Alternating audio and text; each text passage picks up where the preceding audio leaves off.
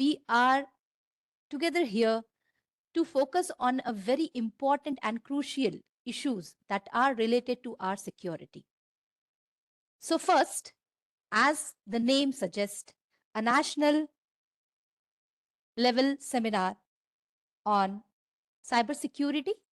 Nowadays, cybersecurity is not one-time event. It's an ongoing process. So throughout the life, we have to keep watching on that. So we will start today's session with the cybersecurity awareness, why it is essential, and what are the effects and important aspect of cybersecurity.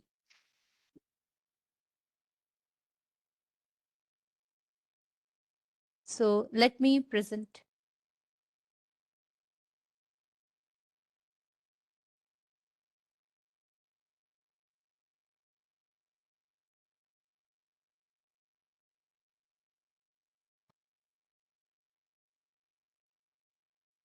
Is it visible, ma'am? Yes, ma'am. Andita, ma'am? Yes, Okay. yes, ma'am. Okay, Yes. ma'am. Thank you. So first, we will take one important aspect of cybersecurity awareness, why it is essential. So cybersecurity, the awareness of the cybersecurity is very important because in our daily life, all of us are using internet, apps, and another online transactions, which to be secured. So to create a safer digital environment for everyone, because it is not only the industrial sector who is using the cyber, but at home also, every person is using internet and accessing through the internet. So the awareness is very important because as it is well said that prevention is better than cure. So first we will talk about how we can create a safer environment for everyone. So the important part is the awareness. The cybersecurity awareness is also essential because it helps the individual and organizations to understand the risk and the threat that face in a digital world. तो ये सभी के लिए बहुत important है क्योंकि आज सभी लोग इंटरनेट को यूज करते हैं और अपने आप को सेफ रखना चाहते हैं, जिनके लिए साइबर सिक्योरिटी क्या है और ये जो एक अवेयरनेस प्रोग्राम है ये बहुत ही जरूरी है ताकि हम साइबर सिक्योरिटी से होने वाले थ्रेट से अपने आप को बचा सके.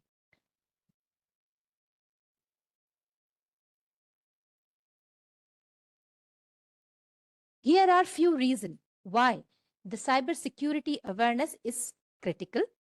First, nowadays data is very important. Whether the data can be your personal data or the data belongs to any organization, any company or institution. So the reason why the security awareness is critical or important is for protection of personal and sensitive information. So cyber criminals, what they do, they target on your personal details or financial details, confidential business information, and they know how they can attack or how they can enter. They tell you to enter data. They attack on your psychology actually. So we have to be very careful. We have to be very careful while dealing with any app or we can say anything which is done on internet. So protection of personal and sensitive information is important. Next, prevention of financial loss because cyber attack can be costly whenever through theft, loss of the data, and cost of recovery. Awareness help to prevent these attacks before they can cause financial harm. So, cybersecurity awareness is important for protection of our personal details as well as financial loss. Next,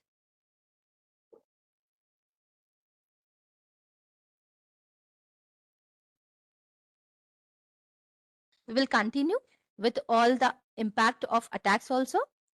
Now, if people get aware with this, trained employee can quickly identify and response to threats, reduce damage. क्योंकि अगर हम aware रहेंगे तो हम आने वाले threats को at least एक बार पहचान पाएंगे और हम हमारा एक्शन एक प्रॉपर वे में ले पाएंगे. अगर आप unknown links, unknown phone numbers, इसको आप रेस्पॉन्ड नहीं करते हैं तो आप अपने आप को साइबर सिक्योरिटी से थोड़ा सेफ करके रख सकते हैं. Legal and regularity compliances also are there. Many industries are required to follow specific cybersecurity standards and regulation. जैसे कि यहाँ पर जितने भी apps आपके पास में है वो सभी एक standard regulation को follow करते हैं जिसके कारण आपको ज़्यादा से ज़्यादा cyber security provide कर सके. We have the empowerment and confidence. Cybersecurity awareness empower people by boosting their confidence to navigate the digital world safely. अगर आपके पास अवेयरनेस रहेगा तो ऑब्वियस है कि आप में कॉन्फिडेंस आएगा जिसके थ्रू आप वेरियस एप्स और ऑनलाइन ट्रांजैक्शंस कर सकते हैं. अगर आप डरेंगे क्योंकि आज इंटरनेट और ऑनलाइन ट्रांजैक्शंस सभी बहुत कन्वीनियंसली नहीं करते हैं. उनको कहीं ना कहीं डर होता है कि कहीं ना कहीं मैं किसी स्कैम में या मेरा कोई प्राइवेट डेटा जो है वो कोई चोरी करके उसका मिसयूज ना करे. इसीलिए बहुत लोग डरते हैं. बट ये अवेयरनेस से हम इनके बीच में कॉन्फिडेंस बिल्टअप कर सकते हैं और आज ये मौका है उसी कॉन्फिडेंस को बिल्टअप करने का. Because today we face another major potential attack on our country. This attack is not a hijacked plane or a bomb, although that remains a threat, rather it's a cyber attack. So nowadays, cyber attack is a very crucial and important issues all over the nation. So here we need to empowerment and build up confidence so that people can use this without any risk. So we have business reputation also because the cyber security incident can harm an organization reputation also because it needs a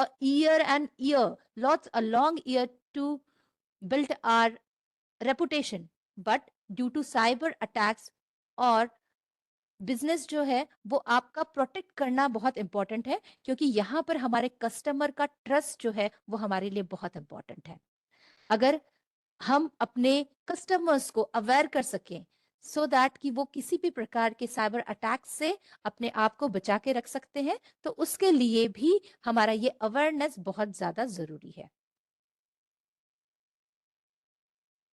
Now we will move to the next point, that is the digital world offers many free services but at what cost. Of course हमारे साथ में बहुत सारी चीजें आज online available है और हम सब उसको यूज भी करते हैं but sometime it may have a big cost. So while the digital world offer many services, the cost often comes in the form of your privacy and security risk. So जब भी हम कोई भी काम करें जरूर एक बार उसके बारे में सोचें क्योंकि जो फ्री में मिल रहा है वो जरूरी नहीं कि हमारे लिए सेफ है. So all the free services like social media platform, apps, even the search engine may collect vast amount of personal data for targeted advertisement, analyticals, even resale.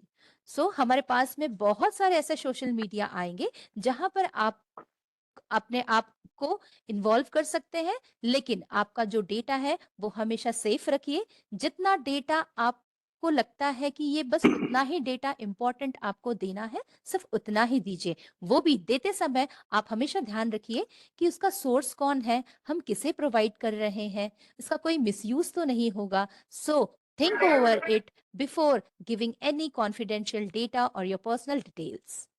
So in some cases, this data can be breached or misused, putting user at risk. और अगर आपका ये data misuse होता है तो obvious है एक risk generate होगा and that will panic you.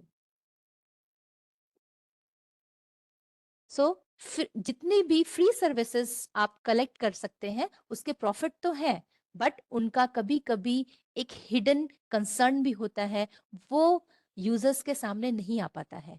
सो जब भी आप कोई भी फ्री सर्विसेज में इन्वॉल्व हो तो आप उसको ध्यान से करिए, क्योंकि कुछ फ्री सर्विसेज सिर्फ एडिक्शन के लिए होते हैं, जिसका ओवर यूज आपको एडिक्ट कर लेता है, और ये एडिक्शन ही कभी कभी आपको अपने पूरा डेटा धीरे धीरे वो आपसे वो साइकोलॉजी अटैक करके वो धीरे धीरे आपके डेटा को लेते जाते हैं।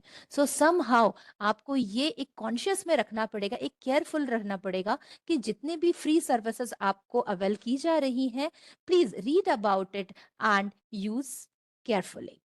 So free services are often rely on ads or selling your data to some others, and lower quality customer support or less control over your experience compared to your paid option.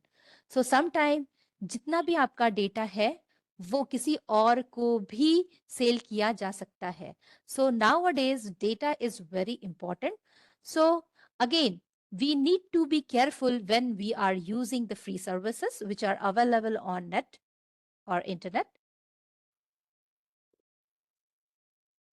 Now we will move towards some of the case study which shows कि नहीं, हमें जागरूक रहना बहुत important है, because अगर आप थोड़ा सा इस पर थिंक करेंगे और केयरफुली इससे डील करेंगे तो आप अपने आप को इस साइबर अटैक से सेफ रख सकते हैं. सो हमारे पास में बहुत सारे एग्जाम्पल्स हैं जो डिजिटल अरेस्ट फ्रॉड है, हैदराबाद साइबर फ्रॉड केसेस हमारे पास में बहुत सारे हैं जो हमें एक आई ओपनिंग है और हमें एक रियलाइज करवाते हैं कि नहीं, अगर हम सेफ रहेंगे तो हम इन सब अटैक से अपने आप को सेफ रख सकते हैं और केयरफुली इनसे डील कर सकते हैं.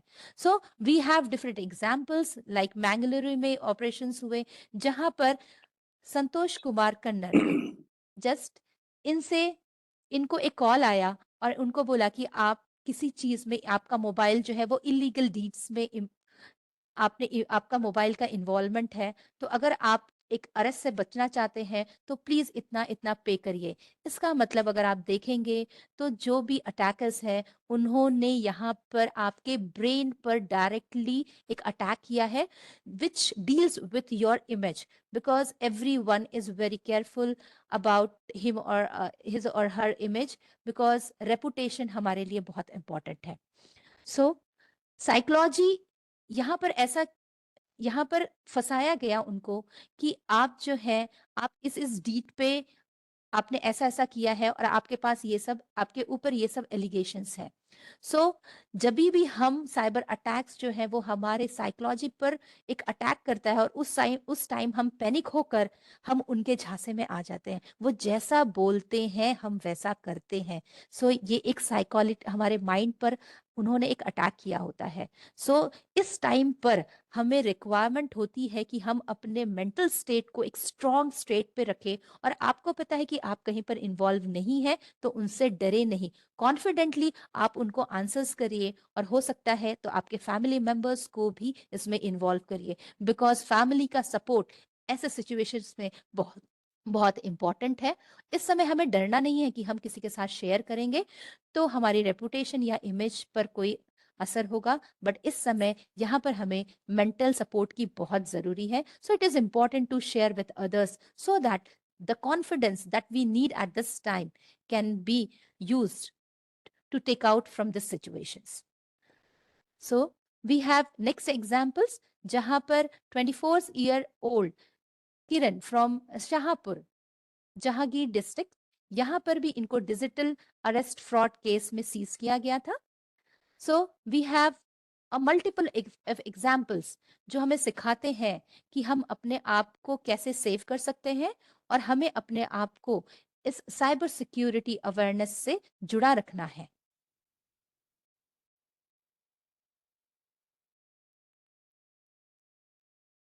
बहुत सारे ऐसे स्कैम्स भी हुए हैं जहां पर आपके आधार कार्ड का डेटा उसका भी मिसयूज होता है. Next we have many call centres for nationwide cyber fraud, जहां पर आपके पास में 34 complaints have been registered filed against the firm on National Cybercrime Portal. So कुछ पोर्टल्स आपके पास ऐसे भी हैं जहां पर आप अपना डेटा जो है वो इनपुट पे देते हैं और इस डेटा का मिसयूज हो सकता है. सो अगेन जब भी आप किसी वेबसाइट पर या फिर किसी ऐप पर अपना डेटा डालें तो उसकी सिक्योरिटी, उसकी ऑथेंटिसिटी को जरूर एक बार चेक करें.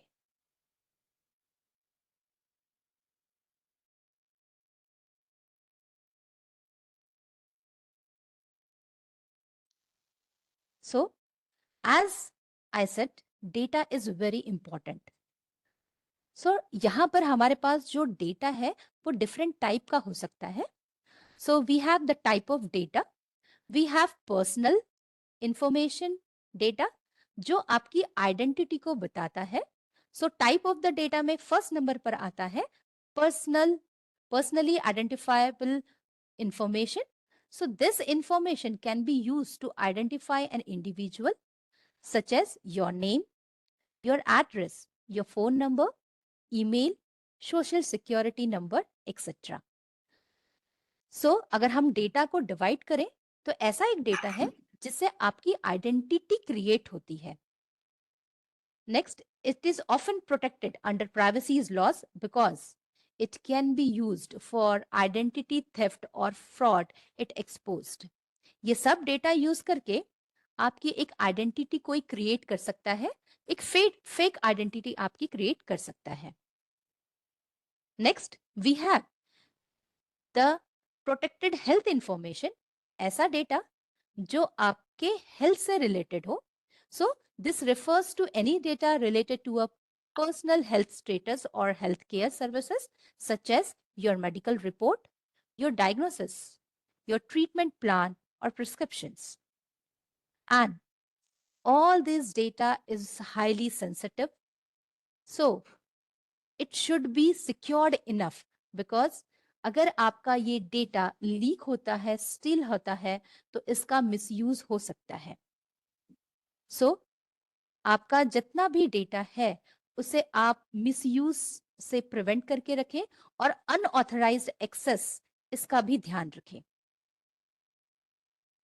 नेक्स्ट कैटेगरी में जो डेटा आता है वो आपका फाइनेंशियल डेटा आता है और ये जो फाइनेंशियल डेटा है ये इंक्लूड करता है any information related to the personal financial activities such as your bank account numbers, your credit card, your income, your डेब्ट एंड अदर फाइनेंशियल ट्रांजैक्शंस, जो कि आपका एक फाइनेंशियल आपका जो डेटा है उसको टारगेट कर सकते हैं. सो it is very important and critical for preventing fraud and securing your personal wealth. So financial आपका जो डेटा है उसे भी सिक्योर करना बहुत इंपॉर्टेंट है. इसीलिए हम हमेशा एक स्लोगन बोलते हैं कि सतर्क रहिए और समाधान रहिए. बिकॉज जब आप एक सतर्क रहते हैं तो आप कोई भी आपका फाइनेंशियल ट्रांजैक्शन करते समय आपके बैंक अकाउंट डिटेल्स, आपके क्रेडिट डिटेल्स आप यूं ही किसी को ना रिवील करें क्योंकि इसका मिसयूज होता है. और आपको यहाँ पर अलग अलग कंपनी से कॉल आते हैं, वो कहते हैं कि हम कस्टमर केयर से बात कर रहे हैं, आपने इस लोन के लिए अप्लाई किया है या फिर आपने इस क्रेडिट कार्ड के लिए अप्लाई किया है और वो आपसे बातें कर करके आपको इतना प्यार से आपको उलझा लेते हैं कि आपको समझ में भी नहीं आता और आप वो बोलते हैं कि अब आप ऐसे करिए, आप ये डाउनलोड ऐप करिए, आप अभी ये डेटा डालिए. तो उस समय हमें एकदम कॉन्फिडेंस रहना है सो दैट कि आप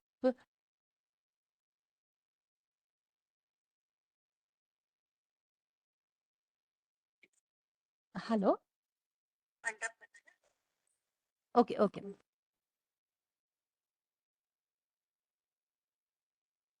सो इस टाइप का आपका डेटा अवेलेबल होगा.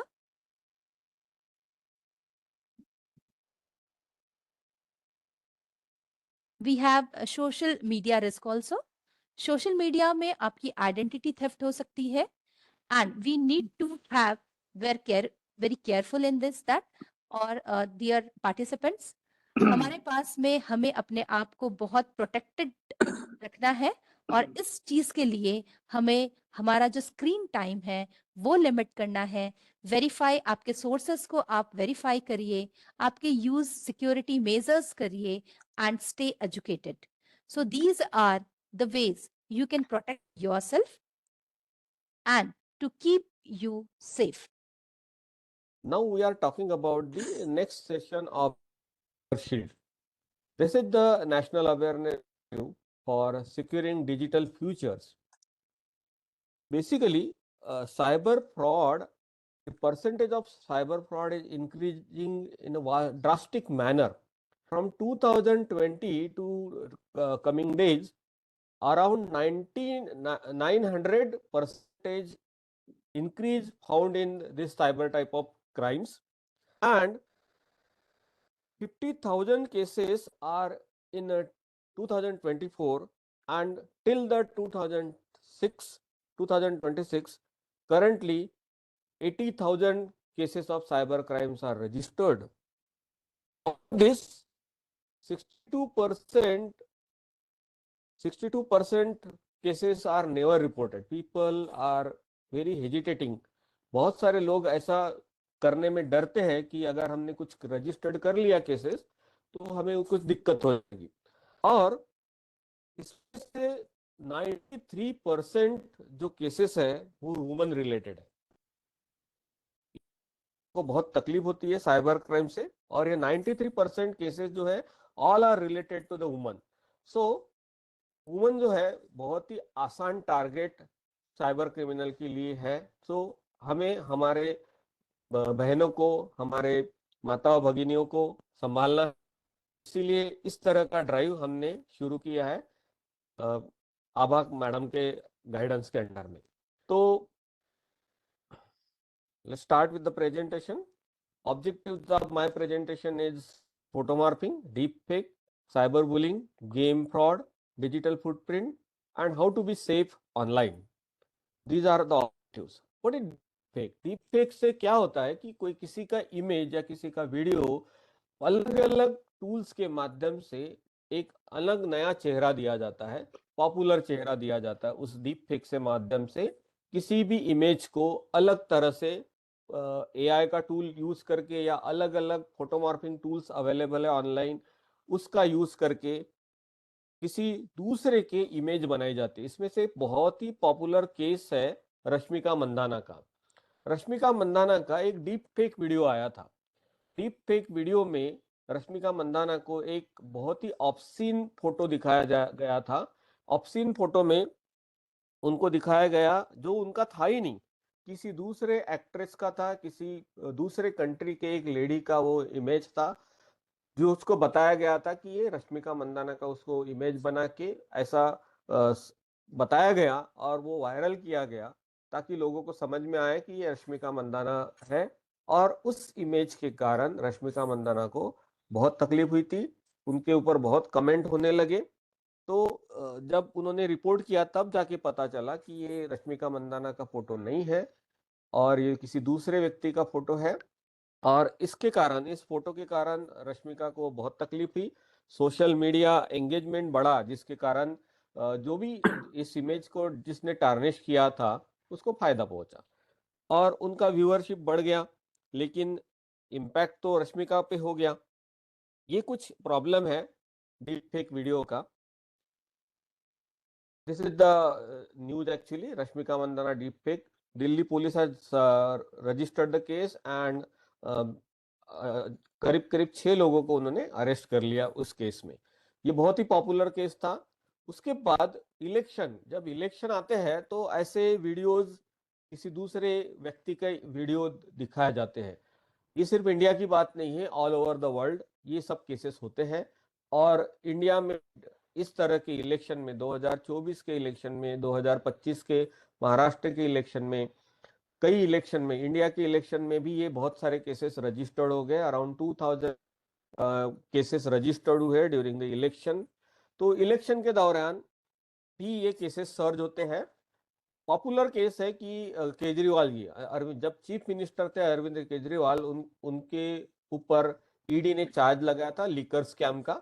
उस लीकर स्कैम में उनके वाइफ का एक वीडियो सामने आया था जो उन्होंने बताया गया कि ये केजरीवाल जी का मैसेज है और वो पढ़ रहे हैं. वो भी एक प्रकार का डीप फेक वीडियो था। वो कोई मैसेज, वो लेडी जो थी वो सिर्फ बताया गया, एआई की मदद से उनका इमेज, इनका वीडियो जनरेट किया गया। साथ ही साथ केजरीवाल का जी का भी एक वीडियो सामने आया था, उसके बाद राहुल गांधी का भी वीडियो आया था। ऐसे कई केसेस इलेक्शन के दौरान आते रहते हैं। ये जो दूसरा फोटो मार्फिंग का इमेज है, फोटो मार्फिंग का जो फ्रॉड है, दूसरे लोगों का फोटो को मार्क किया जाता है अलग अलग टूल्स के माध्यम से। तो फोटो मार्फिंग के का एक यहाँ पे डिसएडवांटेज हमें मिलता है कि शादी.com, जीवनसाथी.com और कई मैट्रिमोनियल साइट्स जो होते हैं, उन मैट्रिमोनियल साइट्स पे कई लोग अपना फेक प्रोफाइल बनाते हैं। फेक प्रोफाइल बना के किसी दूसरे का ही फोटो वहां पे मार्क करके डिस्प्ले किया जाता है। इससे जो सामने वाला व्यक्ति है उसको उस उनको लगता है कि ये फोटो जो है बहुत अच्छा है और मैच मेकिंग पॉसिबल है। लेकिन आगे चलने के बाद, कुछ दिनों के बाद उनको पता चलता है कि ये जो फ्रॉड है, ये हमारे साथ फ्रॉड हुआ है। उस केस में कई फाइनेंशियल लॉसेस हुए हैं। 2023 में दिल्ली साइबर क्राइम सेल ने मल्टीपल फ्रॉडस्टर को अरेस्ट किया, जिन्होंने एआई जनरेटेड मॉर्फ इमेज बना के ये मैट्रिमोनियल साइट्स पे डाले थे। 2022 में woman had lost 12 lakh after being blackmail, और उनको शादी.com से या ऐसे इसी किसी वेबसाइट से रिलेशन बनाया गया और धीरे धीरे उनको ब्लैकमेल करके पैसे निकाले गए। तो ये जो केस है 12 लाख वाला, जो 2022 में घटा था। ऐसे ही बेंगलुरु में 2000 police has exposed a gang of deep fake technology to morph woman image into explicit contents for blackmail। Bangalore में ये कुछ घटना घटी थी कि फोटो मार्फिंग के जरिए एक वुमन को ऑब्सीन मटेरियल, उनका ऑब्सीन कंटेंट सोशल मीडिया पे वायरल किया गया और उसको ब्लैकमेल करने लगे। तो ये जो केस है ये 2021 में रजिस्टर्ड हुआ बैंगलोर में। ऐसे कई केसेस साइबर पुलिस स्टेशन में रोज के रजिस्टर्ड होते हैं। Even in small city of Bandara, around 3,000 cases are registered in a month। Nagpur जैसे सिटी में, बॉम्बे जैसे सिटी में तो करीब 15,000 के ऊपर इस तरह के केसेस रजिस्टर्ड होते रहते हैं। दूसरा एक केस है फोटो मार्फिंग का, जो बॉलीवुड एक्ट्रेस काजोल का है। काजोल का एक आउटफिट, एक अलग आउटफिट में उनका एक इमेज सोशल मीडिया पे वायरल किया गया था। लेकिन बाद में ये पता चला कि वो जो फोटो है वो काजोल का नहीं है, वो किसी दूसरे व्यक्ति का है जो कि सोशल मीडिया इन्फ्लुएंसर है। और सोशल मीडिया इन्फ्लुएंसर का फोटो सिर्फ चेहरा बदल के काजोल का करके सोशल मीडिया पे लॉन्च किया गया। तो ये भी एक प्रकार का बहुत पॉपुलर इंसिडेंस है डीप फेक का, जो घटा था 2023 में। देन इस तरह एक वीडियो आते हैं जो डीप फेक टेक्नोलॉजी से हमें फ्रॉड किया जाता है, साइबर क्रिमिनल इसका यूज करके लोगों को ठगते हैं। तो इसमें हम कैसे बच सकते हैं? तो इसमें इंपॉर्टेंट चीजें है how to protect ourselves from deep fakes and misinformation. तो सबसे पहला है verify the sources before sharing any videos और इमेजेस। कोई भी इमेज या कोई भी वीडियो आपके सामने जो आता है आजकल स्टेटस में या कोई अलग अलग सोशल मीडिया पे बहुत सारे वीडियो आते हैं, तो सबसे पहले उस वीडियो का सोर्स आपको आइडेंटिफाई करना है कि वो वीडियो सही में वहां से आया है, जो ऑथेंटिक सोर्स है, या इमेज जो है ऑथेंटिक सोर्स से आई है या नहीं आई है, यह आपको सबसे पहले समझना होगा। देन उसी इमेज को या उसी वीडियो को रिवर्स इमेज सर्च टूल का यूज करके हमें चेक करना होता है वेदर इट इज रियल और नॉट। तो कुछ टूल्स है, गूगल के है, टीन आई के है, ऐसे कई टूल्स मार्केट में अवेलेबल है, ऑनलाइन अवेलेबल है। और कुछ न्यूज चैनल्स में भी आपको पता चल जाता है कि ये जो वीडियो है ये फेक है या नहीं है। तो इस इस टूल से आप उस वीडियो या इमेज को बैक सर्च कर सकते हैं, रिवर्स सर्चिंग बोल सकते हैं हम उसको, कि ये सही में ऑथेंटिक वीडियो है या नहीं है। और जब भी कोई भी एआई जनरेटेड सेलिब्रिटी का आप मैसेज पढ़ेंगे या मैसेज देखेंगे, वीडियो देखेंगे, तो सबसे पहले उसकी ऑथेंटिसिटी चेक करने की कोशिश करिए। संभल के आपको वह जो मैसेज है वो देखना पड़ेगा कई लोग हैं, कई जो सेलिब्रिटीज हैं, उनके इस तरह के एआई जनरेटेड वीडियोस सामने आते हैं। हमने कुछ ही केसेस की बात की है, जैसे कि रश्मिका मंदाना और काजोल की बात की है।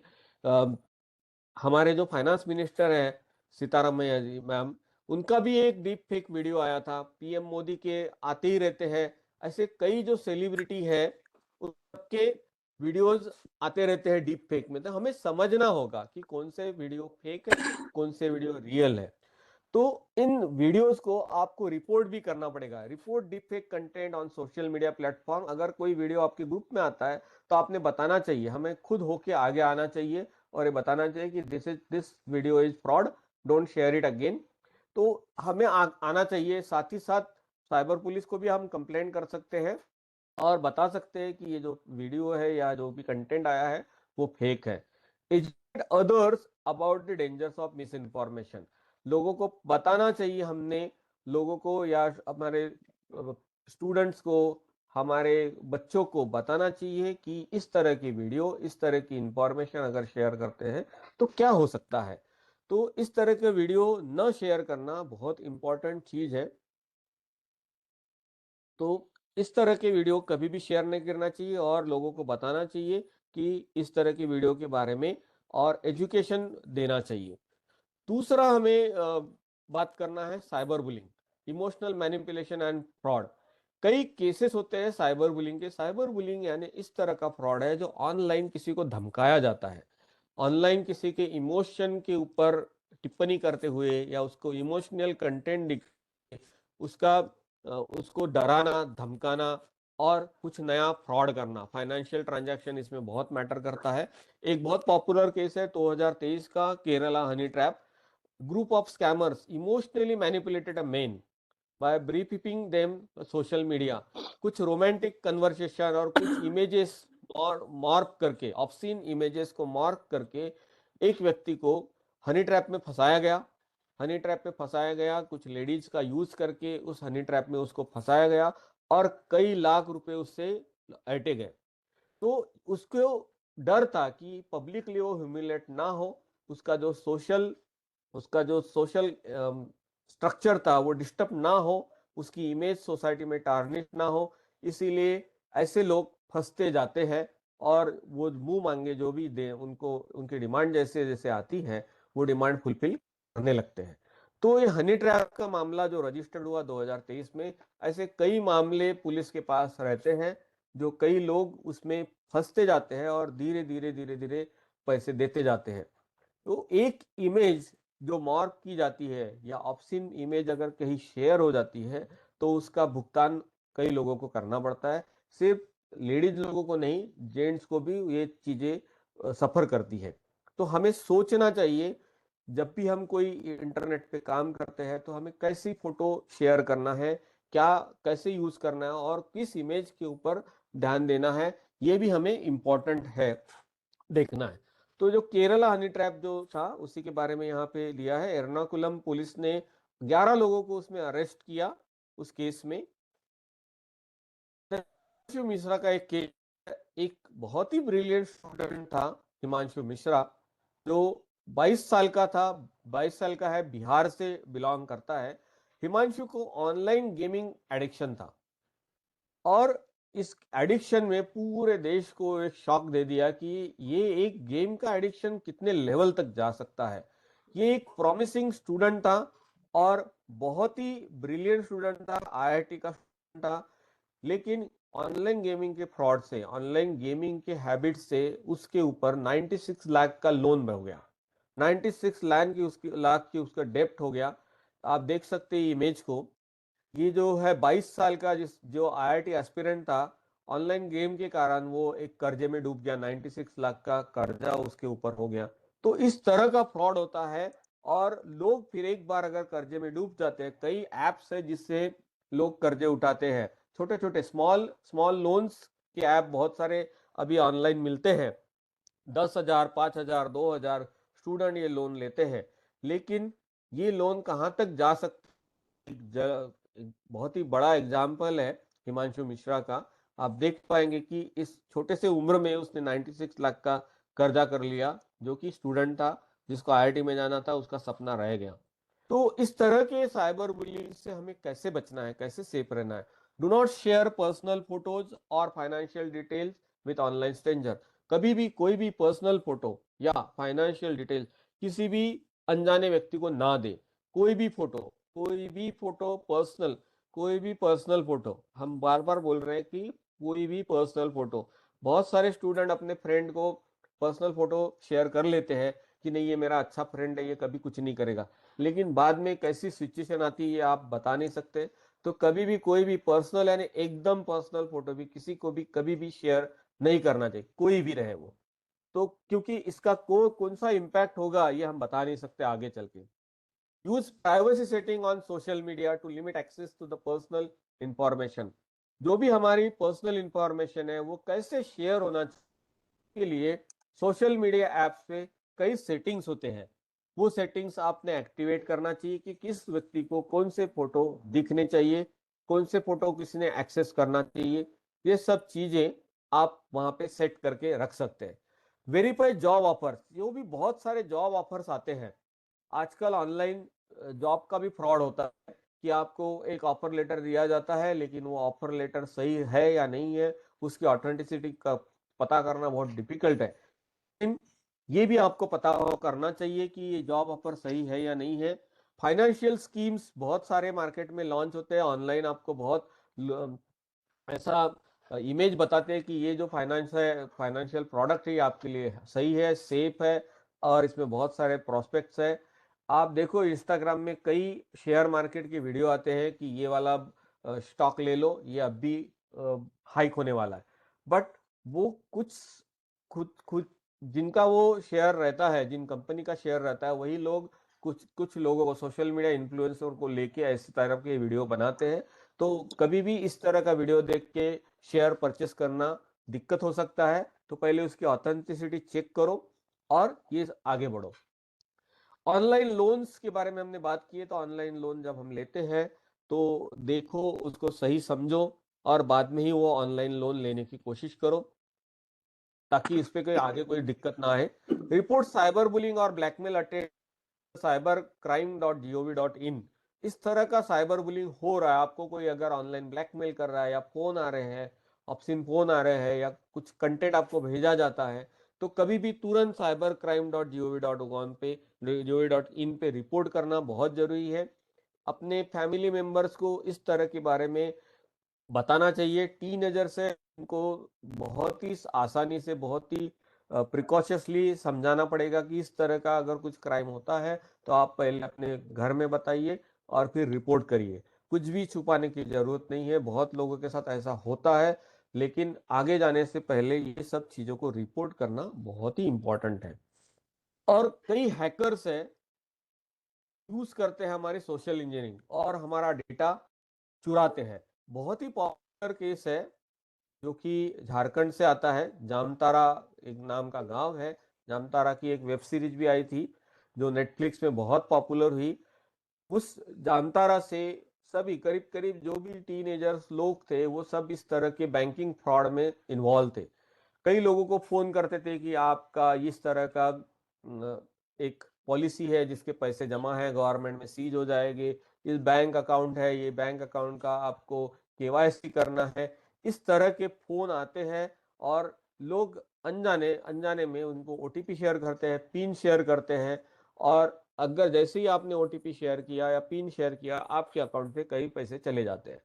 और ये जो लोग हैं इनका जो टैक्टिस है वो पैनिक क्रिएट करते हैं, आपको हड़बड़ी में डाल देते हैं, बहुत फास्ट करते हैं, नहीं जल्दी करो टाइम अपडेट हो रहा है, और हैमरिंग करते हैं ताकि आप इंस्टेंटली ओटीपी शेयर करो या कुछ फाइनेंशियल उनकी डिटेल दो, आपके अकाउंट का डिटेल दो। ऐसे कई लोग हैं जो अपना ऑनलाइन जो ट्रांजैक्शन की डिटेल्स है, ओटीपी है, अकाउंट डिटेल्स है, वो सब शेयर करते हैं। तो जामतारा वाला जो केस है वो पूरा गांव का गांव इस तरह का काम करता था। ऐसे कई लोग अभी इन्वॉल्व है सोशल मीडिया के ऊपर जो फाइनेंशियल फ्रॉड करते जाते हैं, और कई करीब करीब हर साल 25,000 करोड़ के ऊपर फाइनेंशियल फ्रॉड रिपोर्ट होते हैं इंडिया में। तो हमें सोचना चाहिए कि हमारे कोई भी तरह की बैंक डिटेल्स कहीं भी शेयर नहीं करना चाहिए। साथ ही साथ ओटीपी अगर कोई फोन पे मांगता है तो कभी भी नहीं। साथ ही कोई भी कभी भी हम पेमेंट रिसीव करते हैं, जैसे कि पेटीएम साइट है, पेटीएम है, गूगल पे है, इस पे पैसे रिसीव करने के लिए कभी भी ओटीपी शेयर करना नहीं होता है। तो जब भी आप कभी ओटीपी शेयर करते तो पहले सोचो, गड़बड़ी में मत जाओ, बिल्कुल सोचो, बाद में ही कुछ चीजें के ऊपर डिसीजन लिया जाना चाहिए। ये जो जामतारा के केस है, ये popular case. Then voice cloning जैसे डीप फेक है, वैसे ही वॉइस क्लोनिंग होता है। एआई के टूल्स के द्वारा वॉइस की क्लोनिंग की जाते हैं। कई लोग हैं जो किसी दूसरे व्यक्ति का आवाज निकाल के फोन करते हैं। जैसे कि एक रिटायर्ड बैंकर जो है मदुराई के, उनको उनके बेटे का कॉल आया, कि इतने इतने पैसे हमें भेजो। और उसमें बाद में वो जो कॉल है रैंसमवेयर के ऊपर चले, 5,000 रुपए उन्होंने रैंसम की डिमांड किए। और ये कम था, कम अमाउंट जो है वो बहुत कम था। 5,000 कोई जनरली रैंसम मांगता नहीं, बट स्टिल वो धीरे धीरे वो केस बढ़ता जाता है। इसी तरह के वीडियोस सामने आते हैं।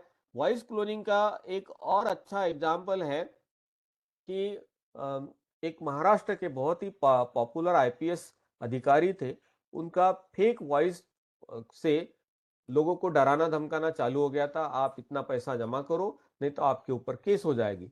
ऐसे कई वॉइस मैसेजेस आते हैं हमको भी। कभी अगर इस तरह के वॉइस मैसेज आते हैं आपके फैमिली के रिलेटेड कि मैं यहाँ पे फंसा हूं, तुरंत मेरे को 10,000 की मदद करो और तुरंत भेजो।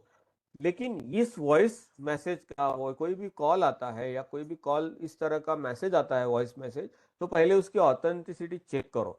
आपके जो रिलेटिव है, आपके जो पहचान के, पहले उसको कॉल करो कि सही में ये आपने ही मदद के लिए मैसेज किया है क्या।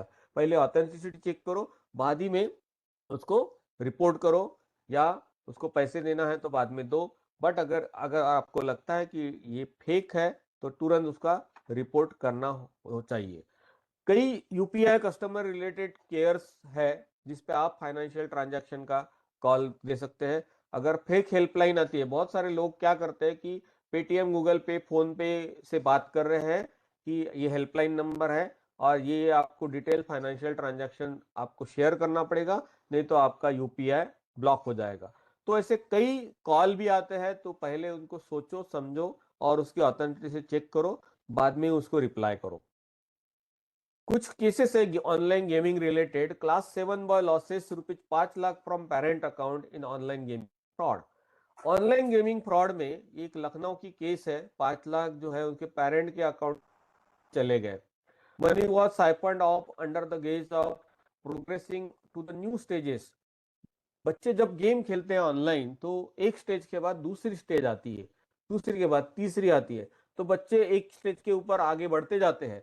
जब इस तरह की स्टेजेस आती है तो एक समय आता है कि उनको पैसे की डिमांड की जाती है। तब बच्चे अननोइंगली कुछ तो भी छोटा सा अमाउंट है करके वो पे करते हैं। लेकिन वो पे जब करते हैं तब पूरा आपका मोबाइल जो है या आपकी जो फाइनेंशियल डिटेल्स है वो कैप्चर किए जाते हैं और पैसे ऐट लिए जाते हैं। जैसे कि ये केस में दिख रहा है, 5 लाख केस के अकाउंट से चले गए।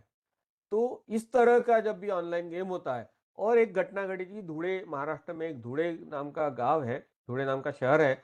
वहां पे एक पेरेंट ने अराउंड 10 लाख रुपए बैंक में जमा किए थे। तो बाद में वो बफेलो लेने वाले थे, लेकिन उनका बच्चा जो था एक गेम खेलता था फ्री फायर नाम का। उस फ्री फायर गेम में उनको वर्चुअल वॉरफेयर की जरूरत पड़ी। तो वर्चुअल वॉरफेयर पे कर लेने के लिए उसने कुछ तो भी एक्टिविटी किया।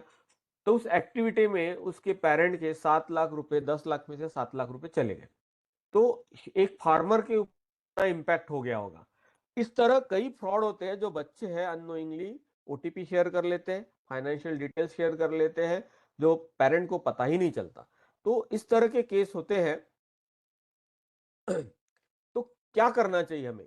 है इस जैसे सिग्नल्स होते हैं, ट्रैफिक के सिग्नल, रेड जैसे stop, yellow ask trustworthy adult, और देन ग्रीन। जब भी इस तरह का कुछ आपको डिमांड किया जाता है फाइनेंशियल ट्रांजैक्शन का या आपके अकाउंट डिटेल्स का या ओटीपी का, तो सबसे पहले रुक जाओ, पेरेंट्स को या किसी भी एडल्ट को पूछो, उसके बाद ही आगे बढ़ो। तब तक कुछ भी चीज करने की जरूरत नहीं है। ये ऑनलाइन में भी आपको ये ट्रैफिक सिग्नल को ध्यान में रखना पड़ेगा। आपको खुद ही स्मार्ट बनना पड़ेगा। स्मार्ट यानी क्या? Stay private, never share personal details online. कभी भी पर्सनल डिटेल्स ऑनलाइन शेयर नहीं करना है। Meet safely, never meet online friend in a real life without the parent. कभी भी पेरेंट के कंसेंट से ही आप ऑनलाइन किसी फ्रेंड को मिलो। कभी भी जो ऑनलाइन फ्रेंड होता है वो रियल में है या नहीं है, पेरेंट के कंसेंट से ही आप आगे बढ़ना चाहिए। Ask for, if something feel wrong, कुछ भी आपको लगता है कि नहीं कुछ तो भी गड़बड़ है, तो पेरेंट्स को या टीचर्स को आपने बताना चाहिए। और रिस्पेक्ट करना चाहिए अदर्स की। नो बुलिंग और मीन्स कमेंट, किसी भी व्यक्ति के ऊपर कोई भी तरह का कमेंट नहीं करना चाहिए। और जब भी इस तरह का कंटेंट आता है या कभी कभी बुलिंग होती है, तो आपके पेरेंट्स को या टीचर्स को आपने बताना चाहिए। कभी भी थिंक बिफोर यू क्लिक, कोई भी चीज रहे सोचो पहले, सबसे पहले सोचना है, समझना है कि आप कहाँ क्लिक कर रहे हैं, कौन से लिंक पे क्लिक करने हैं और क्या शेयर कर रहे हैं। कोई 10 बार सोचना पड़ेगा हमें कि हम कहाँ पे क्लिक कर रहे हैं और क्या शेयर करने की कोशिश कर रहे हैं। बिना सोचे समझे कुछ भी चीज शेयर नहीं करना है ऑनलाइन जब हम रहते हैं तब। सेम चीज है स्कूल में या जो भी है, आप कहीं भी sharing your personal detail like school names and stranger online. बच्चों के लिए स्पेशली ये स्लाइड है, कभी भी अपने स्कूल का नाम ऑनलाइन शेयर नहीं करना है। Accepting friend request from unknown people से फ्रेंड रिक्वेस्ट एक्सेप्ट नहीं करना है। I told my mom before using her phone to buy something online, कभी भी ऑनलाइन हम खरीदते हैं तो आपने बताना चाहिए कि मैम हमारे पेरेंट्स को बताए बिना कोई भी चीज हम परचेस नहीं करेंगे online. Asking parent before downloading an app, कोई भी ऐप डाउनलोड करने से पहले अपने पेरेंट्स को बताना चाहिए, कंसेंट लेना चाहिए। I accepted a fellow request because the person had a cute profile picture, cute profile picture दिखती है इसीलिए हमें वो एक्सेप्ट करना है, ऐसा नहीं है। पहले पेरेंट का कंसेंट होना चाहिए, तभी ये सब चीजें अब करना चाहिए। आप जब कुछ भी पर्सनल इंफॉर्मेशन शेयर करते हैं ऑनलाइन, तो ये सब चीजें जाती है डार्क वेब पे। डार्क वेब ये एक ऐसा तरह का वेब है जो हिडन पार्ट है इंटरनेट का, जो हम जनरली नहीं देख पाते। जो क्रिमिनल है, जो साइबर क्रिमिनल्स हैं, वही उसका यूज करते हैं। और आपकी पर्सनल इंफॉर्मेशन डार्क वेब में किसके पास जाएगी ये हमें पता नहीं है। और वो इमेजेस या इंफॉर्मेशन बहुत सारे साइबर क्राइम्स में यूज होती है, तो it's very difficult to track it. तो बी सेफ, ये डार्क वेब के कुछ डेंजर्स है। तो हमें सोशल मीडिया पे कैसे सेफ रहना चाहिए? तो never share OTP, UPI pins और बैंकिंग पासवर्ड विथ एनीवन, किसी को भी कुछ भी इस तरह की चीजें शेयर नहीं करना है। Verify customer care number from official website, not Google search. Google search से कस्टमर केयर का वेबसाइट नहीं हमें सर्च करना चाहिए, ऑफिशियल वेबसाइट है उसी से। अगर आपको कोई फाइनेंशियल ऑर्गेनाइजेशन से भी कॉल आता है तो पहले उसका नंबर आपको चेक करना चाहिए। Do not scan random QR code, कभी भी कोई भी रैंडम क्यूआर कोड शेयर नहीं करना चाहिए, कोई भी लिंक ओपन नहीं करना चाहिए। कोई भी जो सॉफ्टवेयर हम यूज करते हैं या कोई भी अकाउंट यूज करते हैं तो 2 फैक्टर ऑथेंटिकेशन बहुत इंपॉर्टेंट है। 2 बार आपका वेरिफिकेशन होगा तो भी वो प्रॉपर रहेगा। Verify social media profile before trusting someone, किसी पे ब्लाइंडली फेथ करने से पहले उस सोशल मीडिया अकाउंट को पहले सर्च करो, proper search. Trust, blindly trust नहीं करना है किसी को। Check for the deep fake videos and AI voice scam before transferring money, कभी भी कोई भी आपको डिमांड करता है मनी के तो पहले उसको सोचो समझो, रुको। पैनिक नहीं होने का, एकदम शांति से सोचना, उसको पहले वेरीफाई करना कि वो डीप फेक है या है, या उसकी ऑथेंटिसिटी चेक करना है। बाद में ही ये सब चीजों को आगे बढ़ना है। साइबर फ्रॉड बहुत होते हैं। 26 लाख बाय प्रोस्पेक्टिव ब्राइड, ये मैट्रिमोनियल साइट देखो, 26 लाख का साइबर फ्रॉड जो सॉफ्टवेयर इंजीनियर है उसके ऊपर ये इम्पैक्ट हुआ था। ये कुछ केसेस है साइबर फ्रॉड के। 16 lakh cyber fraud in fake investment scam की हमने बात की, उसमें ये कुछ आप केसेस दिखा रहे हैं। ये इमोशनल फ्रॉड, डीप फेक से कैसे कॉम्बैट करना है, जो इंडिया में कैसे कुछ चीजें हैं वो हम देखते हैं। एआई डिटेक्शन टूल्स है जो डीप फेक को ट्रेस कर सकते हैं हम एआई डिटेक्शन टूल के द्वारा। Advance detection software can help identify manipulated content. बहुत सारे टूल्स अवेलेबल है जो हम चेक कर सकते हैं, ये हमने ऑलरेडी डिस्कस किया है। लीगल फ्रेमवर्क है इंडिया में। आईटी एक्ट 2000 जब बना तो आईटी एक्ट 2000 में ये सब चीजें इन्वॉल्व की गई है, पहले नहीं थी। जब 2000 था तब मोबाइल भी नहीं था, उसके बाद ये एआई टूल्स भी नहीं थे, ये इस तरह के जो स्कैम्स थे डीप फेक इस तरह के स्कैम नहीं थे। तो धीरे धीरे अमेंडमेंट होते गए एक्ट में, तो हमारे पास लीगल स्ट्रक्चर है इस तरह के फ्रॉड को डील करने के लिए। So report to the police immediately अगर आपके साथ कुछ ऐसा होता है। पब्लिक अवेयरनेस करना बहुत जरूरी है। Educating citizen to verify source before believing और शेयरिंग कंटेंट। किसी भी इस पे ट्रस्ट करने से पहले सोचो समझो, ये सब आप सभी लोगों को बताना चाहिए कि ब्लाइंडली किसी के भी ऊपर फेथ नहीं करना ऑनलाइन। मल्टी फैक्टर ऑथेंटिकेशन, कोई भी आप अकाउंट यूज करते हैं या फाइनेंशियल ट्रांजैक्शन करते हैं तो मल्टी फैक्टर वेरिफिकेशन बहुत इंपॉर्टेंट है ऑफिशियल कम्युनिकेशन या ऑफिशियल ट्रांजैक्शन के लिए। तो ये बहुत सारे केसेस आप देख पाएंगे कि ऑनलाइन फिशिंग के स्कैम्स है। कुछ चीजें हैं स्ट्रेंथनिंग योर डिजिटल सिक्योरिटी कैसे मेंटेन करना है। तो यूज अ लॉन्ग पासवर्ड, बहुत बड़ा पासवर्ड हमें यूज करना है। बहुत बड़ा यानी क्या, जनरली छोटा सा पासवर्ड जो है फास्ट ट्रैप होता है। मोर देन 14 कैरेक्टर के ऊपर अगर आपने पासवर्ड रखा तो वो ट्रैक करने के लिए डिफिकल्ट होता है। जनरली स्कैमर्स उसको ट्रैप नहीं कर पाते हैं 14 के ऊपर का पासवर्ड रहे तो। मिक्स कैरेक्टर को मिक्स करो, नंबर्स को मिक्स कर सकते हैं, अल्फाबेट्स को मिक्स कर सकते हैं। Avoid common word and pattern, common word use नहीं करना है। यूज पास फ्रेजर्स, नेवर रीयूज पासवर्ड, बार बार वही पासवर्ड नहीं। यूज पासवर्ड मैनेजर, कुछ पासवर्ड मैनेजर है, गूगल का भी है एक, कुछ पासवर्ड मैनेजर आप यूज कर सकते हैं। टू फैक्टर ऑथेंटिफिकेशन हमने ऑलरेडी बात की है, पासवर्ड आपको रेगुलरली चेंज करना है। तो टू फैक्टर ऑथेंटिकेशन जो है अलग अलग एप्स के ऊपर आप टू फैक्टर ऑथेंटिकेशन से हम इसके बारे में हमारा पासवर्ड मैनेज कर सकते हैं या अकाउंट का ऑथेंटिसिटी मेंटेन कर सकते हैं। फिर से two factor authentication, permissions then बहुत इंपॉर्टेंट चीज है। आपने जो भी एप्स को परमिशन दिए हैं वो आपको ध्यान से देना है। जनरली हम अनब्लाइंडली कोई भी सॉफ्टवेयर, जब कोई भी ऐप हम यूज करते हैं, कोई भी ऐप जब हम पहली बार यूज करते हैं, इंस्टॉल करते हैं, तो हम फटाफट उसको अलग अलग करते जाते हैं।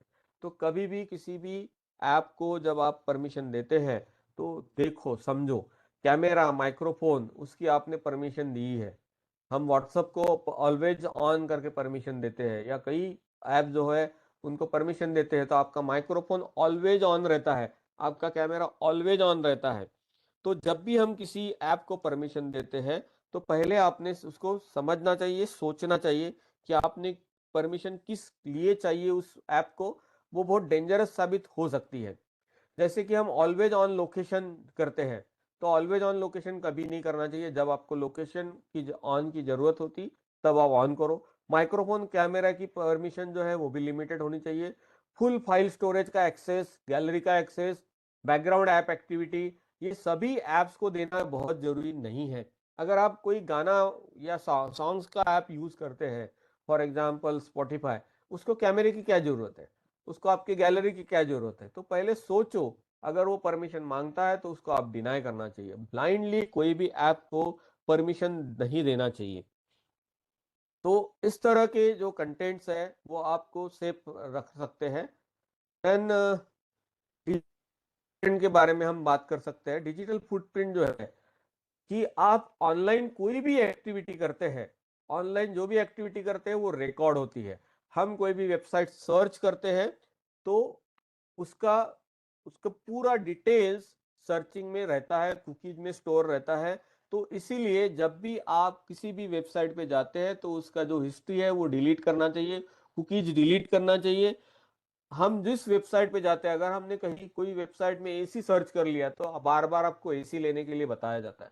तो ये जो है डिजिटल फुटप्रिंट्स है, तो ये कभी नहीं मिटते हैं, ये परमानेंट है, वो आपके पीछे रहेंगे, परमानेंट है, कभी भी नहीं हटते।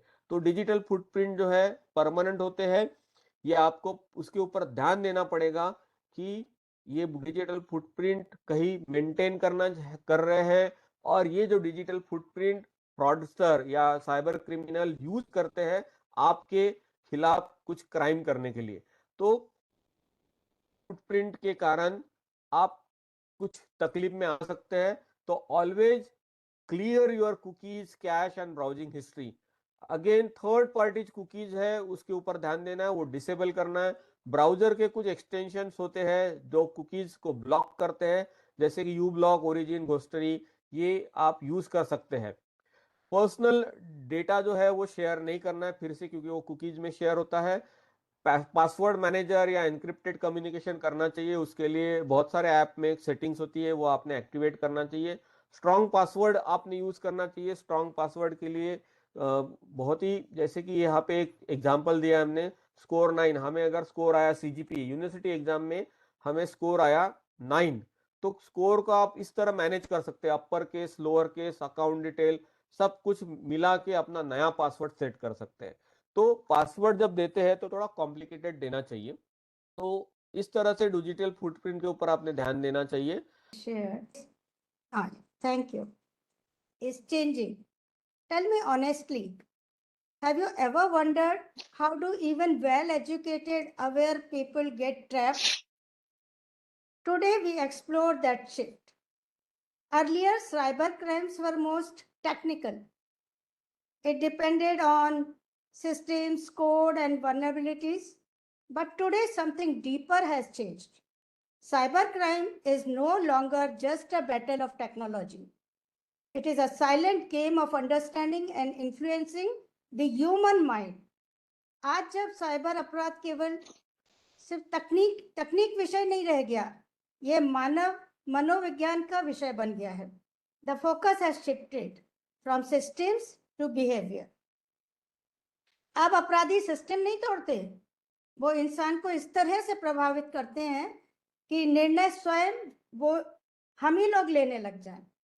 And that is where the real change lies. So as we move forward, keep this in mind. The real battleground today is not technology, it is human understanding. Let me now see how this play out in real situation.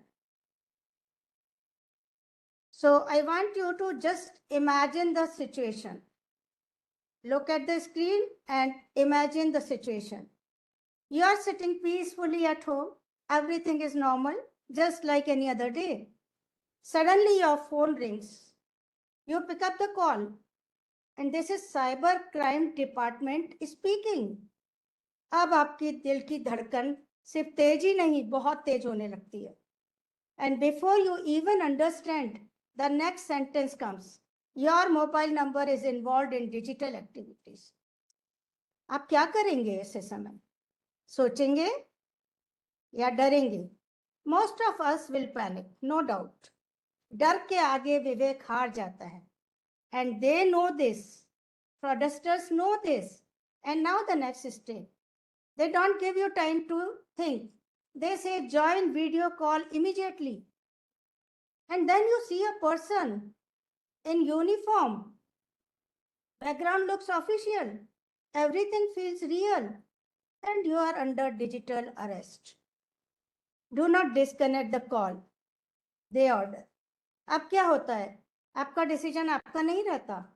Your fear starts making decisions for you. They create pressure. If you disconnect, legal action will be taken. If you don't cooperate, you will be arrested.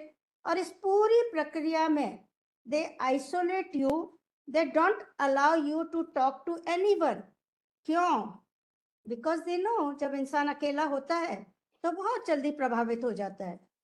And then comes the final step. Transfer money. To verify your innocence. अब बताइए, कभी भी कोई police अधिकारी आपसे phone पर पैसे मांग सकता है क्या? नहीं ना. No, not at all. लेकिन उस समय हमारा लॉजिक नहीं चलता, सिर्फ डर चलता है. सो जल्दबाजी और डर दोनों मिलकर गलत निर्णय करवाते हैं. And by the time the person realises, money is gone. The examples has already been given. by the earlier speaker. So remember, this is not hacking of your phone. This is hacking of your mind.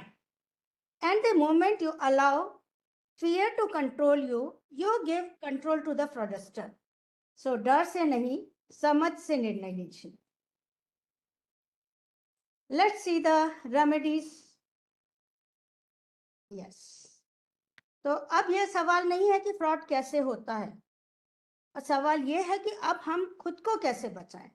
तो सबसे पहला कदम, यदि कोई आपको डराने की कोशिश करे तो तुरंत से समझ जाइए कि कुछ तो गलत है.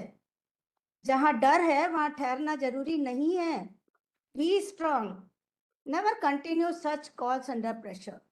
अगर कोई कहे कॉल मत काटिए तो यही सबसे बड़ा संकेत है कि कॉल काटना ही सही निर्णय है. And third, disconnect and then verify. Official website पे देखिए, ऑफिशियल नंबर्स देखिए और खुद से चेक करिए. And fourth, never ever share money. Never share details. Already very nicely has been explained to you in the previous session. So कोई भी authority आपसे पैसे नहीं मांगती है फोन पर. And talk to someone you trust. तो जब हम अकेले होते हैं तो बड़ी जल्दी से निर्णय ले लेते हैं, लेकिन जब हम बात करते हैं तो क्लैरिटी आती है. तो सोच समझ कर लिया हुआ निर्णय ही सुरक्षित निर्णय बनेगा. So remember, fear is their weapon, awareness is your protection. I repeat, fear is their weapon and awareness is our protection.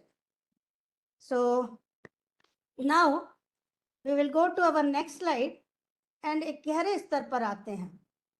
अभी आपने देखा डर दिखाकर आपको कैसे अपने वश में ले लिया और सीधे हमारी भावनाओं पर हमला किया. डर वाली भावना, पर यहाँ डर नहीं, सिर्फ आपकी इमोशनल भावना काम करेगी. Just imagine, look at the slide. आपका फोन बजता है, you pick up the phone, you pick up the call, और सामने से आवाज आती है, mummy, I am in trouble, please send money urgently. This voice मैं आपको पूछती हूँ, ऐसे समय आप क्या करेंगे? सोचेंगे या तुरंत प्रतिक्रिया देंगे? Most of us will react. भावना में बह जाएंगे, पर भावना में बहकर लिया गया निर्णय सही नहीं होता है बहुत बार. जब स्लाइड में देख रहे हैं, AI वॉइस क्लोनिंग टेक्नोलॉजी आज इतनी पावरफुल हो चुकी है कि आपकी आवाज कॉपी हो सकती है, टोन कॉपी हो सकता है, इमोशंस भी कॉपी हो सकते हैं. मतलब जो आप सुन रहे हैं वो सच हो सकता है, पर वो इल्यूजन भी हो सकता है. So this is where it becomes dangerous. They study you carefully. What matters to you the most? What makes you anxious or afraid?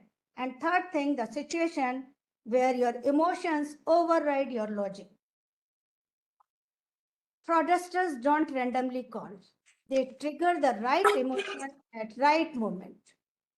जहां भावना कमजोर होती है वहीं से धोखा शुरू हो जाता है ऑनलाइन फ्रॉड में. And let me add something very important here.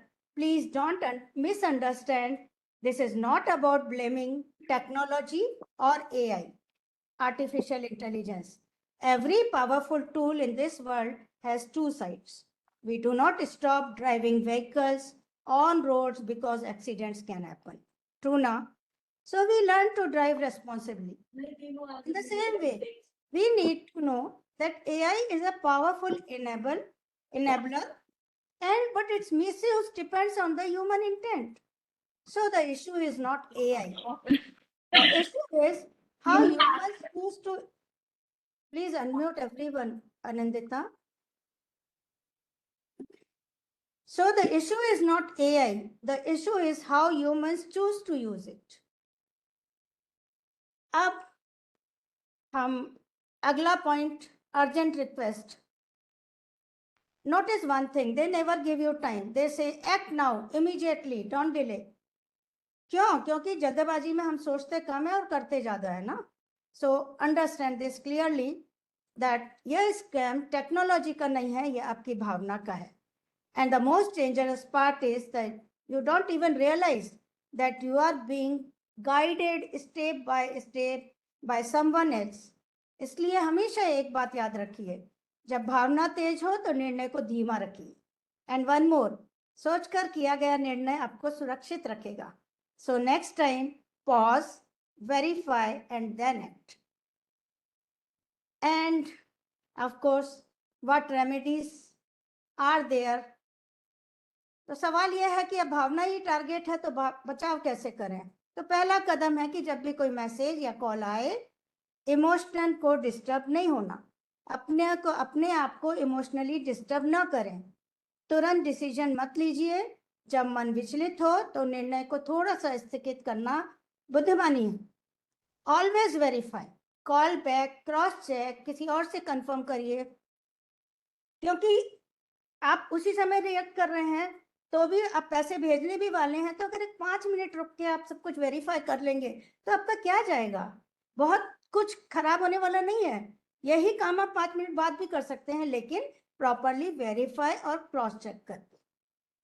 सो कभी कभी ऐसा भी आप कर सकते हैं कि उनसे ऐसा प्रश्न पूछें जिसका उत्तर सिर्फ उसी को मालूम हो. समझिए आपका बच्चा आपको फोन कर रहा है, आपका चाइल्ड कर रहा है, तो ऐसी कुछ चीजें होती हैं जो उसको ही मालूम है, तो ऐसा कोई क्वेश्चन कर लीजिए. तो सत्य को परखने में समय लगता है, परंतु धोखा तो तुरंत से हो जाता है. तो कभी भी अगर कोई कहे अभी करो तो समझ जाना कि यह समय है रुकने का. एंड जब अकेले होते हैं तो भावनात्मक होते ही हैं हम, तो जब हम साझा कर देते हैं तो तार्किक हो जाते हैं. तो emotion is natural but decision should be logical. I repeat, emotion is natural, but decision should be logical. अब जब हम ऐसे एक स्कैम पर आते हैं, next, that is job scam, right? Go to previous slide. Yes. तो जो सबसे ज्यादा कॉमन है और बहुत ही ज्यादा डेंजरस भी है. एक सादा सा सवाल पूछती हूँ मैं आपको कि कितनों को वर्क फ्रॉम होम या अर्न इजीली ऐसे मैसेज आए हैं. Almost everyone, right. सो कहानी यहीं से शुरू होती है. You receive a message, earn 3000 per day, no experience required, work from home, what is you want. आपके मन में आता है, ट्राई करके देखते हैं ना क्या जाता है. सही है, आसान रास्ता हमेशा सही नहीं होता.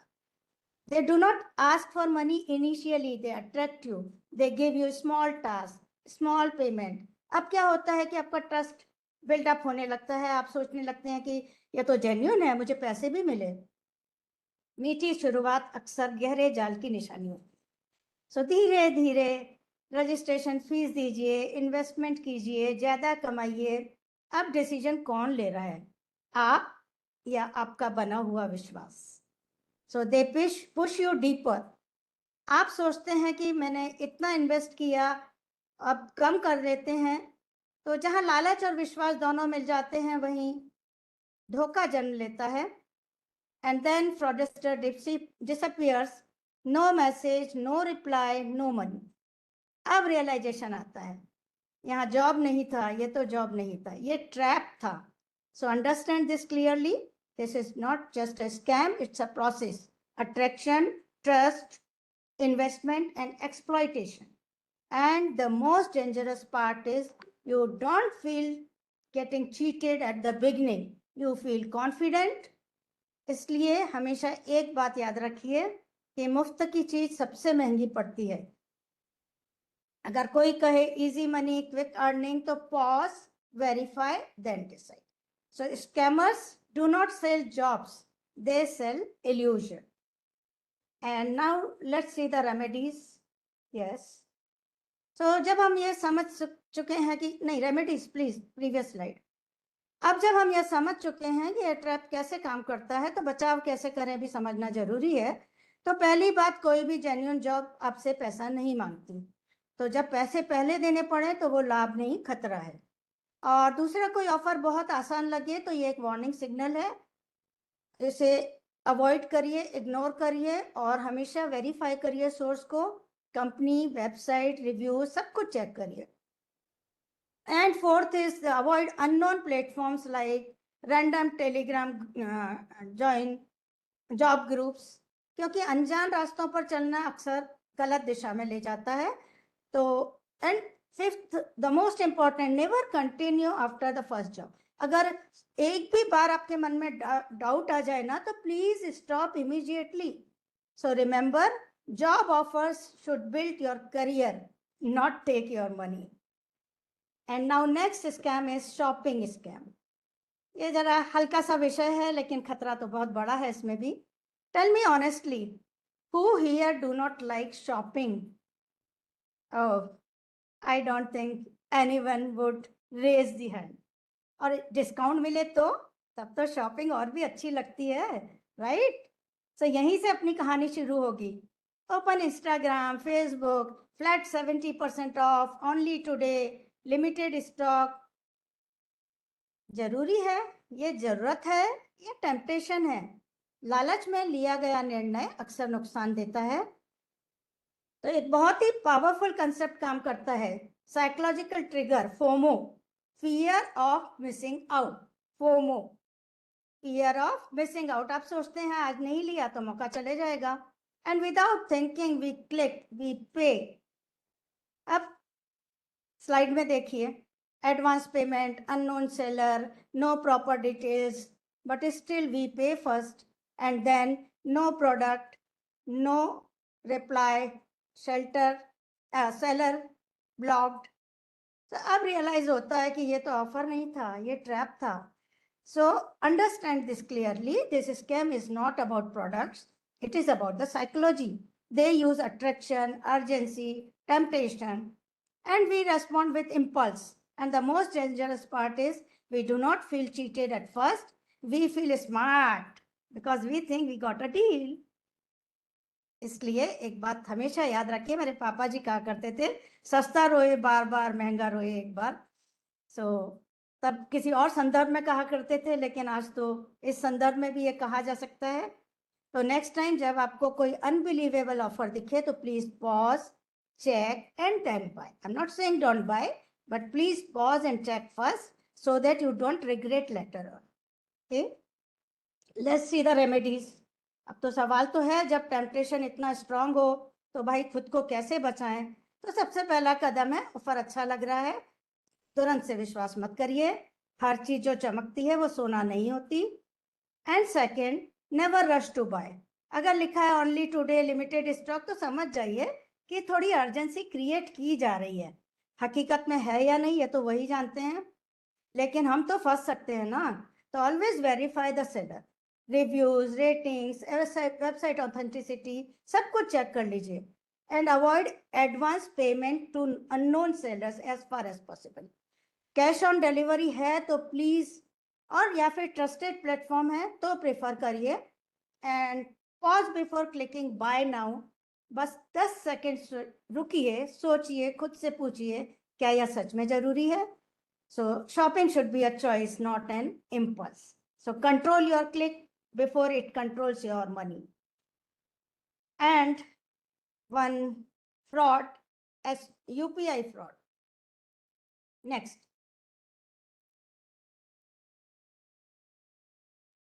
यस। सो सिंपल लगता है UPI फ्रॉड, पर इसकी वजह क्या है? गलती टेक्नोलॉजी की नहीं है, इसमें है तो मिसअंडरस्टैंडिंग की ही।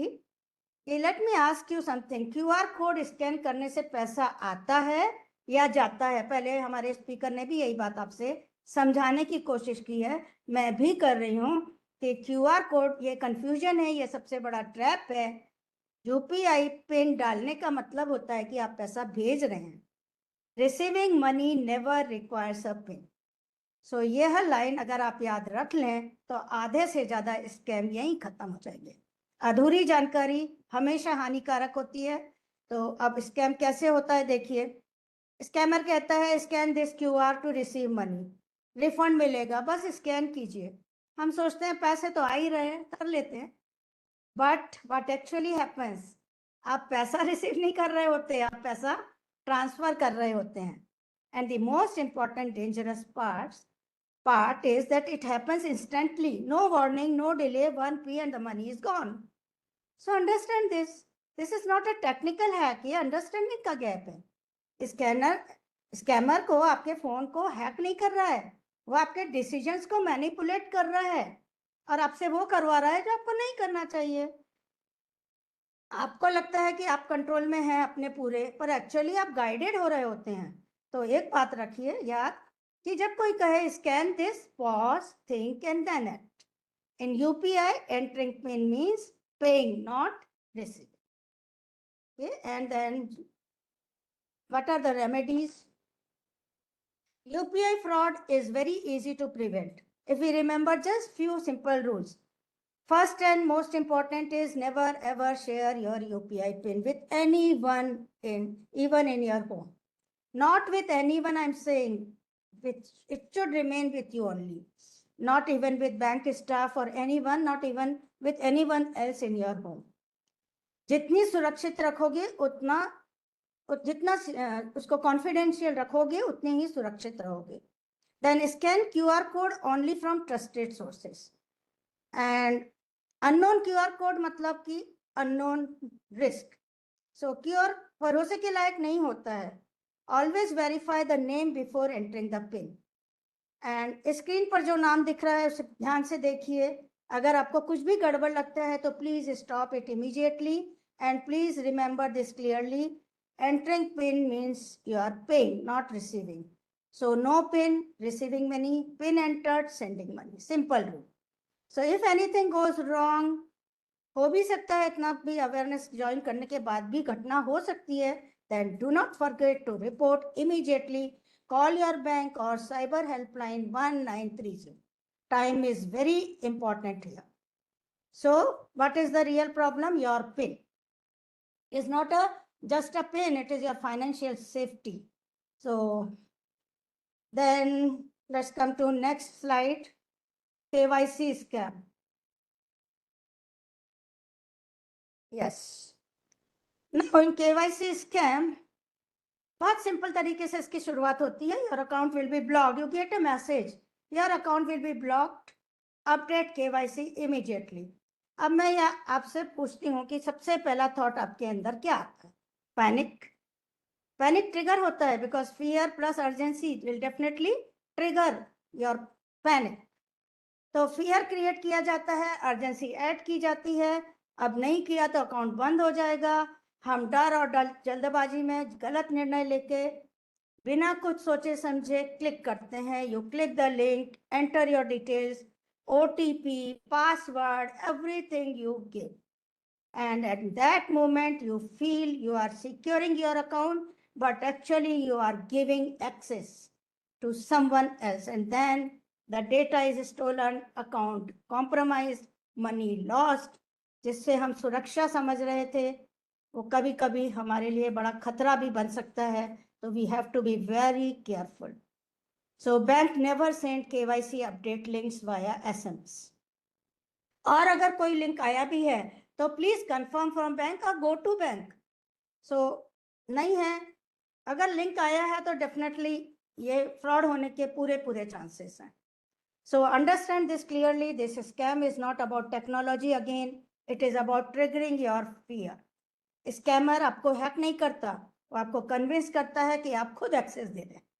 And the most dangerous part is everything looks official, messages looks real, but the intention is fake. So her link पर क्लिक करना समझदारी नहीं होती. तो ये गांठ में बांध लीजिए कि हर लिंक पर क्लिक नहीं.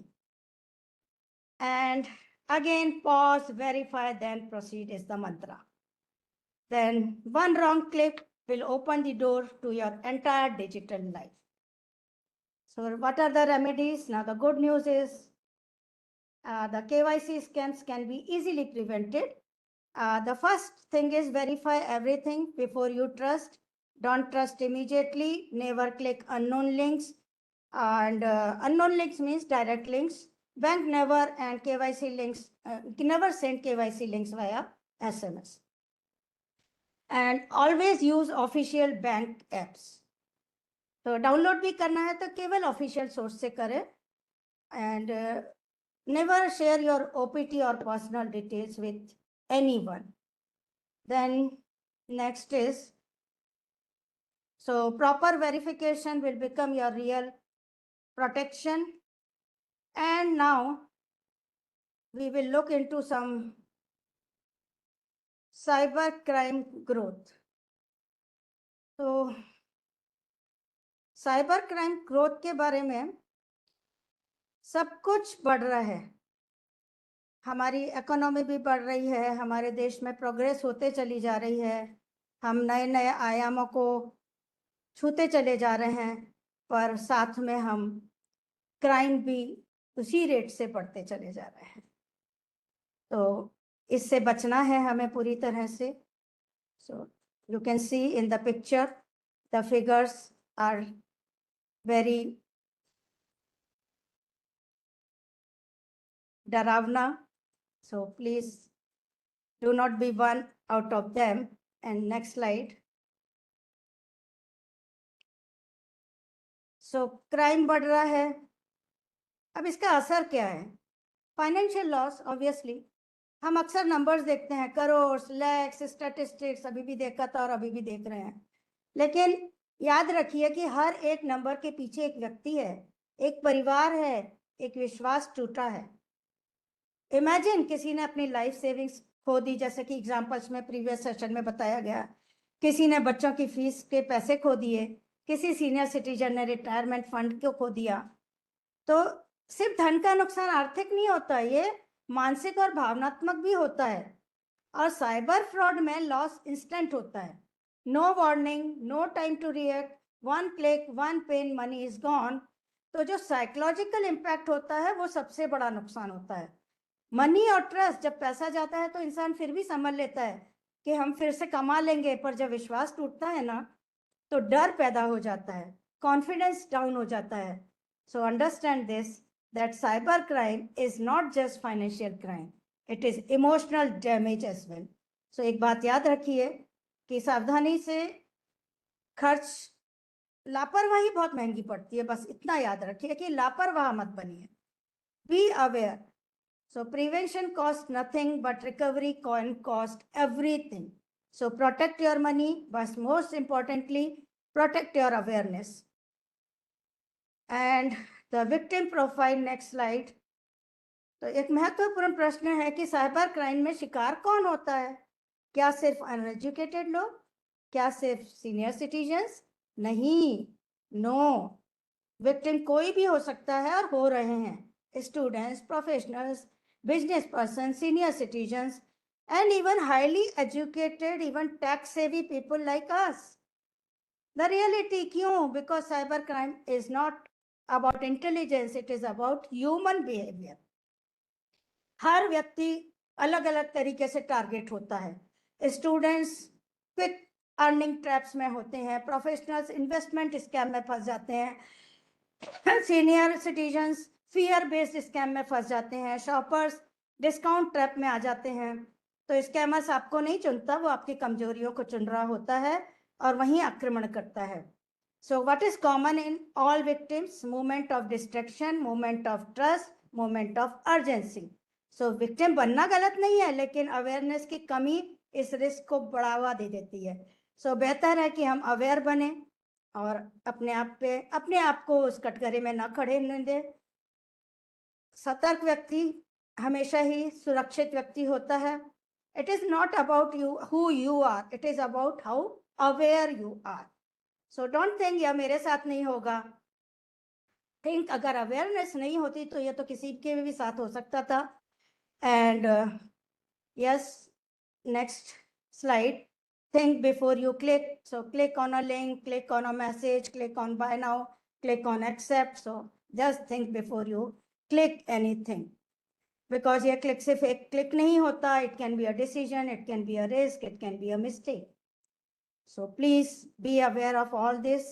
And कोई भी scam अचानक नहीं होता, it begins with a moment of trust, a moment of urgency, a moment of distraction. So today we are not here just to learn about cybercrime.